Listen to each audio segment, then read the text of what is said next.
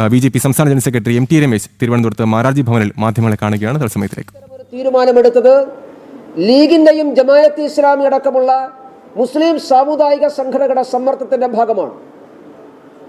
ജമാഅത്തെ ഇസ്ലാമിക്കും SDPക്കുമൊക്കെ വന്ദേമാതരത്തോടുള്ള എതിർപ്പ് നമുക്ക് മനസ്സിലാക്കാം. മുസ്ലിം ലീഗിന് വന്ദേമാതരവും ഭാരതമെന്നുള്ള കാഴ്ചപ്പാടിനൊക്കെ എതിരാണ് മുസ്ലിം ലീഗ്. ആ ലീഗിന്റെ സമ്മർദ്ദത്തിന് വഴങ്ങി സ്വന്തം പാർട്ടി നിലപാട് പോലും ബലികഴിക്കുകയാണ് VD സതീശൻ ചെയ്തത്. മുഖ്യമന്ത്രി മറുപടി പറയേണ്ടത് കോൺഗ്രസിന്റെ ഒരു നിലപാടുണ്ടല്ലോ.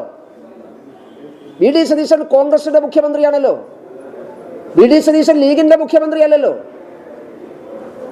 ആഗസ്റ്റ് 14 VD സതീശൻ പറഞ്ഞത് UDF-ന് നിലപാടുണ്ട് എന്നാണ്. ആ നിലപാട് എന്താണ്? കോൺഗ്രസ് നിലപാടല്ലേ UDF-നുള്ളത്? അപ്പോ കോൺഗ്രസിന്റെ 3 സംസ്ഥാന മുഖ്യമന്ത്രിമാർക്കില്ലാത്ത എന്ത് ഇമ്മ്യൂണിറ്റിയാണ് VD സതീശനുള്ളത്? കോൺഗ്രസിന്റെ 3 മുഖ്യമന്ത്രിമാർ കാണാത്ത എന്ത് പാതകമാണ് വന്ദേമാതരത്തിൽ VD സതീശൻ കണ്ടത്? AICC ആസ്ഥാനത്ത് വന്ദേമാതരം പൂർണ്ണമായി പാടിയല്ലോ. ചില അവസരങ്ങൾ ഉണ്ടാക്കാൻ ശ്രമിച്ചെങ്കിലും കോൺഗ്രസുകാർ മുഴുവൻ ഏറ്റുപാടിയല്ലോ. അവിടെ ഒന്നുമില്ലാത്തത് കേരളത്തിൽ മാത്രം എന്തിനാണ് കൊണ്ടുവരുന്നത്? അത് അജണ്ട കൃത്യമാണ്. ഇത് പുതിയ കേരള സ്റ്റോറിയാണ്.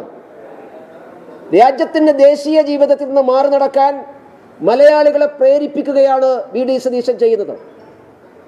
ഒരു വിഭജനത്തിന്റെ പുതിയ മുദ്രാവാക്യം ഉയർത്തുകയാണ് മുസ്ലിം ലീഗിന് വേണ്ടി VD സതീശൻ ചെയ്യുന്നത്.